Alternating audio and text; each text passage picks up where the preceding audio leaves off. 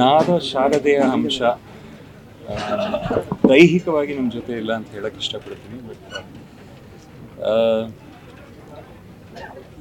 ನಾನು ಹಾಡಿದಂಥ ಮೊಟ್ಟ ಮೊದಲನೆಯ ಯುಗಳ ಗೀತೆಗಳ ಒಂದು ಅವಕಾಶಗಳು ನನಗೇನು ಸಿಕ್ತೋ ಅದರಲ್ಲಿ ಪ್ರಮುಖವಾಗಿ ಜಾನಕಿ ಅಮ್ಮ ಜೊತೆ ಹಾಡೋ ಸೌಭಾಗ್ಯ ನನಗೆ ಸಿಕ್ತು.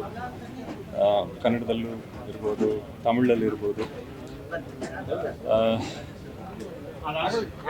ಅಲ್ಲ, ಬರೀ ದೇಹ ಮಾತ್ರ ನಮ್ಮನ್ನು ಎಲ್ಲರೂ ಬಿಟ್ಟು ಹೋಗಿದೆ ಅಂತ ಹೇಳಕ್ಕೆ ಇಷ್ಟಪಡ್ತೀನಿ. ಆದರೆ ಅವರ ಸಂಗೀತ, ಅವರ ವಿದ್ಯೆ, ಅವರ ವಿನಯತೆ ಅದಷ್ಟು ಕೂಡ ಶಾಶ್ವತವಾಗಿ ನಮ್ಮೆಲ್ಲರ ಹೃದಯಗಳಲ್ಲಿ, ಮನಸ್ಸಲ್ಲಿ ಸದಾಕಾಲ ಇರುತ್ತೆ, ಉಳಿಯುತ್ತೆ ಅಂತ ನಾನು ನಂಬಿದ್ದೀನಿ. ಅದು ಹೇಳೋ ಅವಶ್ಯಕತೆನೇ ಇಲ್ಲ ಆ್ಯಕ್ಚುಲಿ ಹೇಳಬೇಕು ಅಂದರೆ. But we have truly lost one of India's best ever singers, and ಅವರ ಪ್ರತಿಭೆ ಬಗ್ಗೆ ಏನು ಹೇಳೋದು, ಇಟ್ ಈಸ್ ಲೈಕ್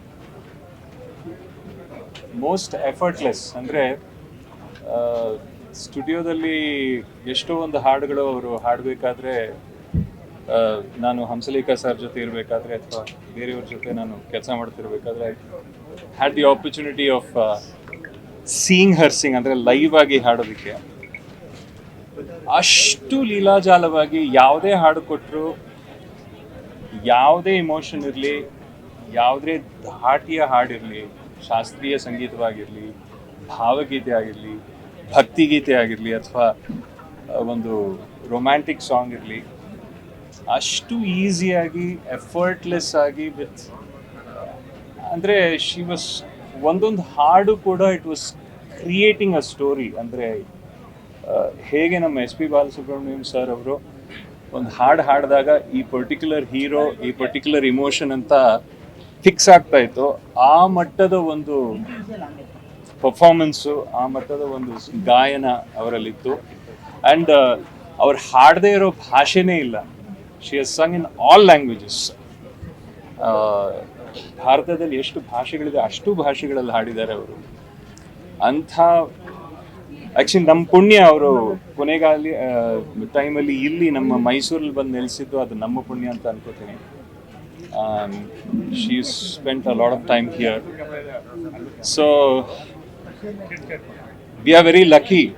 ಯಾಕೆಂದರೆ ಲಾಸ್ಟ್ ಡೇಸ್ ಅವರು ಇಲ್ಲಿ ನಮ್ಮ ನಾಡಲ್ಲಿ, ನಮ್ಮ ರಾಜ್ಯದಲ್ಲಿ, ಮೈಸೂರಲ್ಲಿ ಬಂದಿದ್ದು ನಮ್ಮೆಲ್ರಿಗೂ ಅವರ ಪ್ರೆಸೆನ್ಸಿನ, ಅವರ ಒಂದು ಉಪಸ್ಥಿತಿಯ ಒಂದು ಆಶೀರ್ವಾದವನ್ನು ನೀಡಿದ್ದಾರೆ.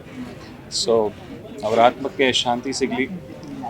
ಆ್ಯಂಡ್ ಅವರಿಂದ ಸ್ಫೂರ್ತಿಗೊಂಡ ಅನೇಕ ಗಾಯಕರಲ್ಲಿ ನಾನು ಕೂಡ ಒಬ್ಬ. So may her soul rest in peace. Thank you so much. ಒಳ್ಳೊಳ್ಳೆ ತಮಿಳ್ ಆಕ್ಟರ್ ಬರಬೇಕಾಗಿತ್ತಲ್ಲ ಸರ್, ಒಳ್ಳೊಳ್ಳೆ ತಮಿಳ್ ಆಕ್ಟರ್ಗಳು ಮತ್ತೆ ಯಾರು ಬಂದಿರಲ್ಲ ಸರ್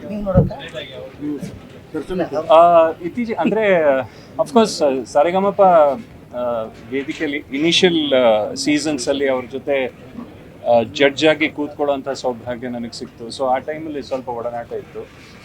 ಅಬೌಟ್ 3-4 years ಬ್ಯಾಕ್ ಅಂತ ಹೇಳ್ತಾರೆ. ಯಾಕಂದರೆ ಅದಾದಮೇಲೆ ಸ್ವಲ್ಪ ಸೆಕ್ಲೂಡರ್ ಆಗಿದ್ರು ಅವರು, ಎಂಜಾಯಿಂಗ್ ಹರ್ ರಿಟೈರ್ಡ್ ಲೈಫ್. ಏನು ಅದು ಒಂದು ಗುಡ್ ಥಿಂಗ್ ಏನು ಅಂದರೆ she was not like bed ridden, she didn't suffer.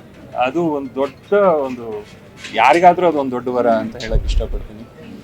And she was enjoying Har retired life. ಅಂದರೆ ಒಂದು 100 ವರ್ಷಕ್ಕೆ, 200 ವರ್ಷಕ್ಕೆ, 500 ವರ್ಷಕ್ಕೆ ಮಾಡುವಂಥ ಕೆಲಸ ಮಾಡಿ ಹೋಗಿದ್ದಾರೆ ಅವ್ರು ಕೊಟ್ಟಂಥ ಹಾಡುಗಳು. ಸೊ ಹಾಗಾಗಿ ಅದೇ ನಾನು ಹೇಳಿದ ಹಾಗೆ ಬರೀ ದೇಹ ನಮ್ಮನ್ನು ಬಿಟ್ಟು ಹೋಗಿದೆ. ಅವರ ಗಾಯನ, ಅದರ ಮೆಮರೀಸ್ ಶಾಶ್ವತವಾಗಿ ನಮ್ಮ ಜೊತೆ ಇರುತ್ತೆ, ನಮ್ಮ ನಾಡಿಗೇನೆ ಇರುತ್ತೆ ಅಂತ ಹೇಳಕ್ಕೆ ಇಷ್ಟಪಡ್ತೀನಿ. Thank you.